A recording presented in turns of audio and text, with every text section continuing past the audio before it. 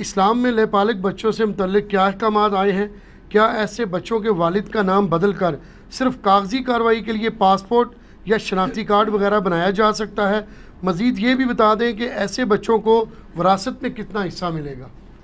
دیکھیں یہ بڑا کرٹیکل کوسچن ہے اور اکثر لوگ یہ کوسچن پوچھتے بھی رہتے ہیں۔ میں اس حوالے سے ایک تو کیٹاگوریکلی آپ کو اس حوالے سے ڈیسیژن سنا دوں قرآن و سنت کی روشنی میں کہ جو لے پالک رشتہ ہے اسلام میں، منہ بولا بیٹا یا بیٹی، اس کی کوئی اہمیت اس حوالے سے نہیں ہے کہ اسے وراثت میں کوئی حصہ ملے گا یا جس نے لے کے اسے پالا وہ اس باپ کا نام رکھ سکتا ہے۔ قطعاً اسلام میں اس کی اجازت نہیں ہے جی، نہ پاسپورٹ بنوانے کے لیے نہ شناختی کارڈ بنوانے کے لیے کسی کی کوئی اجازت نہیں ہے کہ وہ اپنے باپ کا نام بدلے۔ صحیح بخاری اور صحیح مسلم کی متفق علیہ حدیث ہے، نبی صلی اللہ علیہ وآلہ وسلم نے ارشاد فرمایا کہ جو شخص اپنے باپ کا نام بدل لے اور اپنے آپ کو کسی غیر باپ کی طرف منسوب کرے، اس پہ اللہ کی لعنت، اللہ کے فرشتوں کی لعنت اور تمام لعنت کرنے والوں کی لعنت۔ کیونکہ عرب کے لوگوں میں ایسا ہوتا تھا کہ لوگ اپنے باپ کا نام بدل لیتے تھے۔ بخاری اور مسلم میں ایک اور حدیث ہے کہ نبی صلی اللہ علیہ وآلہ وسلم نے فرمایا کہ ایسے شخص پہ جنت حرام ہے جو اپنے آپ کو کسی غیر باپ کی طرف منسوب کرے۔ جنت حرام، حتیٰ کہ منہ بولا بیٹا بھی اپنے منہ بولے باپ کی طرف اپنی نسبت نہیں کر سکتا۔ اور یہ اتنے بڑے لیول کی رسم تھی کہ اس کو نبی علیہ السلام کے گھر سے توڑا گیا۔ آپ کو پتہ ہے نبی علیہ السلام نے ایک بچہ لے کے پالا تھا، زید ابن حارثہ، جی، ان کو زید ابن محمد کہا جاتا تھا صلی اللہ علیہ وآلہ وسلم۔ اور یہ اتنے لاڈلے صحابی ہیں، یہ واحد صحابی ہیں جن کا نام قرآن میں ہے سورۃ الاحزاب میں، بے شک، اور کسی صحابی کا نام نہیں ہے۔ زید ابن حارثہ، زید ابن محمد کہا جاتا تھا۔ سورۃ الاحزاب میں پھر اللہ تعالیٰ نے فرما دیا کہ واضح طور پہ کہ ان کو، جو اس طرح کے بچے ہیں، ان کو اپنے اوریجنل باپوں کے نام سے بلاؤ۔ یہ جو باپ ہیں یہ ان کے باپ نہیں ہیں، صحیح، اور اللہ کے نزدیک انصاف اسی کا نام ہے۔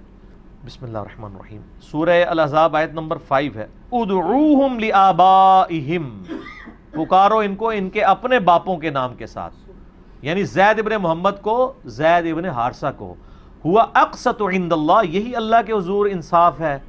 فَإِن لَّمْ تَعْلَمُوا آبَاءَهُمْ، اور اگر تمہیں ان کے باپ کے نام نہ پتا ہو، اب کوئی کہہ سکتا ہے جی پتہ ہی نہیں کس کا ہے، ہم نے تو لاوارث بچہ پالا ہے، تب بھی نہیں رکھ سکتا سر۔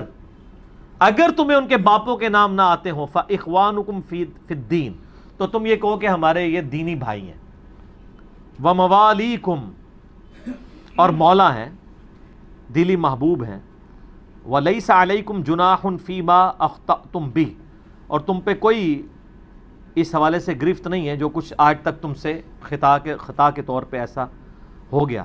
وَلَكِن مَا تَعَمَّدَتْ قُلُوبُكُمْ، مگر تمہارے اوپر گرفت اس چیز کی ہوگی جو تم جان بوجھ کے کر رہے ہو، یعنی اب پتہ چل گیا تو اب یہ کام چھوڑ دو، پہلے جو کچھ ہوتا رہا معافی ہے۔ وَكَانَ اللَّهُ غَفُورًا رَحِيمًا، اور اللہ تعالیٰ بخشنے والا مہربان ہے۔ بے شک۔ تو یہ تو ایک جنرل حکم آیا تھا، اس کے بعد پھر سورۃ الاحزاب میں ہی سیدنا زید ابن حارثہ کے بارے میں آیات بھی نازل ہوئیں کہ اس رسم کو اللہ تعالیٰ نے نبی علیہ السلام کے گھر سے آخری درجے میں توڑا۔ آیت نمبر 37 ہے، وَإِذْ تَقُولُ لِلَّذِي أَنْعَمَ اللَّهُ عَلَيْهِ وَأَنْعَمْتَ عَلَيْهِ، وہ وقت یاد کرو کہ جب تم کہتے تھے اس شخص کو، یعنی زید ابن حارثہ کو، جس پہ اللہ نے نعمت اس پر کی تھی اور تم نے بھی نعمت کی تھی، یعنی نبی علیہ السلام نے پالا تھا، امسک علیک زوجک، کہ اپنی بیوی کے ساتھ ہی رہ، یعنی زینب کو طلاق مت دے، کیونکہ حضور علیہ السلام نے بڑی مشکل سے رشتہ کروایا تھا۔ اب زینب جو تھی وہ ہاشمیہ تھی اور یہ حبشی تھے، کالے رنگ کے، حضور کی ایک حکم کی وجہ سے شادی ہو گئی تھی، لیکن ظاہر ہے وہ خاندانی جو تھا ایک اتار چڑھاؤ، اس کی وجہ سے وہ نبھ نہیں سکی، اسی لیے بخاری میں حدیث ہے اپنے کف میں شادی کرو، ہم پلہ لوگوں میں۔ لیکن نبی علیہ السلام کوشش کرتے تھے چلائے، واتق اللہ، اللہ سے ڈر، نبی علیہ السلام اس کو کہتے تھے زید کو، اور تم اپنے دل میں ایسی بات چھپاتے تھے کہ جس کو اللہ تعالیٰ ظاہر کرنا چاہتا تھا اور آپ لوگوں سے ڈرتے تھے۔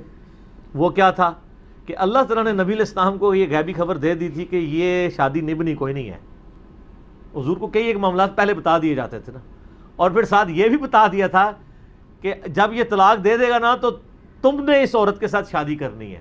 اب یہ اس سے بڑی آزمائش تھی پورے عرب میں پہلے ہی نبی علیہ السلام کو کافروں کی وجہ سے گالیاں کھانی پڑتی تھیں، تو ایک اور گالی پڑ جانی تھی کہ دیکھو اس نے اپنی بہو کے ساتھ شادی کر لی ہے. تو وہ اللہ تعالیٰ وہ رشتہ جو منہ بولا ہے اس کو ختم کرنا چاہتا تھا کہ وہ منہ بولی بہو تھی نا، وہ بہو ہے تو نہیں تھی. تو نبی علیہ السلام ڈرتے تھے. واللہ احق ان تخشا، جبکہ اللہ زیادہ حقدار ہے کہ نبی تم اس سے خوف کھاؤ، لوگوں کی پرواہ نہ کرو. فلما قضا زید، یہ زید کا لفظ ہے، جب زید اس سے اپنی حاجت پوری کر چکا، منہا وطرا، یعنی طلاق دے کے فارغ کر دیا، تو ہم نے تمہاری شادی کر دی. حضرت زینب کے بارے میں بخاری مسلم میں آتا ہے، وہ کہتی تھی باقی بیویوں کی شادی تو دنیا پہ ہوئی ہے نا، اور میرا نکاح اللہ نے آسمانوں کے اوپر کیا ہوا ہے، کیونکہ ڈائریکٹلی نکاح ہو گیا، اللہ نے کر دیا. ہم نے زوج کیوں؟ لِكَيْ لَا يَكُونُ عَلَى الْمُؤْمِنِينَ حَرَجٌ فِي أَزْوَاجِ أَدْعِيَائِهِمْ، تاکہ کوئی حرج باقی نہ رہے مومنین کے لیے جو منہ بولے رشتے والے ہیں، کہ اگر وہ ان کی بیویوں کو طلاق دے دے اور وہ کوئی شادی کر لیتا ہے تو وہ باپ یا سسر تصور نہیں ہوگا. اذا قضوا منہن وطرا، جب وہ انہیں طلاق دے دیں، اس سے حاجت پوری کر چکے. وکان امر اللہ مفعولا، اور یہ اللہ کا وہ حکم تھا جو پورا ہو کے رہنا تھا. تو نبی علیہ السلام کے گھر سے یہ رسم ٹوٹی. پھر اسی کے بعد پھر آیا نا، ما کان محمد ابا احد من رجالکم ولکن رسول اللہ وخاتم النبیین، محمد کسی مرد کے باپ نہیں ہے، کیونکہ مرد تو یہی تھا نا زید، تو کہا آپ اس کے باپ نہیں ہیں، بلکہ آپ اللہ کے رسول ہیں اور خاتم النبیین، اور ختم نبوت کا تقاضا ہے کہ آپ کا کوئی اپنا بچہ جوانی کی عمر کو بھی نہیں پہنچے گا، ورنہ وہ بھی نبی بن جاتا نا، کیونکہ نبی علیہ السلام کو پروٹوکول ملتا. تو ختم نبوت کا تقاضا یہ ہے کہ آپ کا کوئی بچہ اس عمر تک نہیں پہنچے گا. تو سیدہ زینب کا نکاح پھر نبی علیہ السلام کے ساتھ ہو گیا. تو اس میں کلیئر کٹ آ گیا کہ بھی منہ بولا رشتہ کوئی رشتہ نہیں ہے، تو ظاہر ہے پھر وراثت بھی نہیں ہوگی. تو یہ پاسپورٹ کے لیے، شناختی کارڈ کے لیے نام لکھوانا، یہ سب کچھ سب فراڈ ہے. اگر کوئی پہلے لکھا گیا ہے تو پرانا ہو گیا، تو قرآن کی میں نے آیت پڑھی تو وہ تو معافی ہے، اب آندہ کے لیے حرکت نہ کریں. اور اگر تبدیل کرانا واقعی اب مشکل ہو گیا ہے، آپ کے لیے مصیبت بن جائے گی، تو پھر ٹھیک ہے اسی طرح چلاتے رہیں، لیکن آپ اوریجنلی اپنے رشتہ داروں کو تک تو اناؤنسمنٹ کریں. ہمیں تو ایسا ضرورت نہیں پڑتی، کیونکہ ہمارے باپ کے نام ہمارے ساتھ بولے نہیں جا رہے ہوتے. عرب میں تو پورا نام بولا جاتا تھا، عمر ابن خطاب، علی ابن ابی طالب، عثمان ابن عفان، ابو بکر ابن ابی قحافہ، وہ بولا جاتا تھا پورا باپ کا نام بھی، اس لیے وہاں تو بڑا ایشو تھا. ادھر یہ والا اچھا، اس میں ایک اور چیز بھی ایڈ کر دوں، وراثت تقسیم نہیں ہوگی. تو اب جو لوگ لے پالک بچوں کو لیے ہوئے ہیں وہ کہتے ہیں نہیں جی ہمارے بچے نے تو ہماری بڑی خدمت کی ہے، اور بعض اوقات بعد میں ان کی اپنی اولاد بھی ہو جاتی ہے، تو کہتے ہیں ہماری جو اپنی اولاد ہے وہ اتنی خدمت گزار نہیں ہے، لے پالک زیادہ خدمت گزار ہے، تو ان کو ہم کیسے محروم کریں؟ تو سر ان کے لیے وصیت کر دیں. صحیح بخاری میں ہے کہ وصیت وارث کے علاوہ کسی اور کے لیے ہو سکتی ہے، اور وصیت تو آپ 1/3 مال کی بھی کر سکتے ہیں، کر دیں کہ میرے مرنے کے بعد فلاں کو ملے. اور زندگی میں دینا چاہتے ہیں تو 1/3 مال آپ گفٹ بھی کر سکتے ہیں اپنے اس بیٹے کو جو آپ کا وارث نہیں بننے والا، یعنی منہ بولا. تو اسلام نے سولوشن دیا ہے، الٹرنیٹو دیا ہوا ہے. جی اسی طرح کا الٹرنیٹو اس کیس میں بھی ہوگا کہ اگر کسی کا بیٹا مر گیا اور اس کے پوتے ہیں، تو دادا جو ہے وہ وراثت نہیں اس کو ملے گی تو وہ گفٹ کر دے، کر سکتا ہے. یا گفٹ نہیں کرنا چاہتا تو وصیت کر دے، وصیت تو کر سکتا ہے، وہ تو زیادہ مال کی کر سکتا ہے. اور دوسرے اس میں یہ لے پالک میں بھی عموماً لوگ رشتہ داروں سے لے رہے ہوتے ہیں، تو اس میں خیال رکھا کریں کہ محرم کا خیال رکھیں، وہ بہتر ہے، ادروائز آپ کے لیے مصیبت کھڑی ہو جائے گی. یعنی اگر آپ نے میل بچہ لے کے پالنا ہے، یعنی لڑکا، تو لڑکا کسی ایسے رشتے سے لے کر پالیں کہ جو آپ کی بیوی کا محرم بنے. یعنی آپ کی بیوی اگر اپنا بھتیجا یا بھانجا لے کے پال لیتی ہے تو وہ جوان بھی ہو جائے تو وہ محرم رہے گا، اس کی تو وہ خالہ ہی ہے نا. اور اگر آپ بچی لے کے پال رہے ہیں تو وہ بچی ایسی ہونی چاہیے جو آپ کی محرم ہو، ورنہ جب وہ جوان ہو جائے گی اور اگر آپ کی محرم رشتے سے نہ ہوئی تو وہ آپ سے پردہ کرے گی. اور دوسری صورت میں وہ لڑکا اپنی ماں سے پردہ کرے گا. تو اگر کوئی مرد لے کے پال رہا ہے تو وہ پھر اپنی بھانجی یا بھتیجی پالے، کیونکہ بھانجی اور بھتیجی ہمیشہ ہی اس کی محرم رہے گی.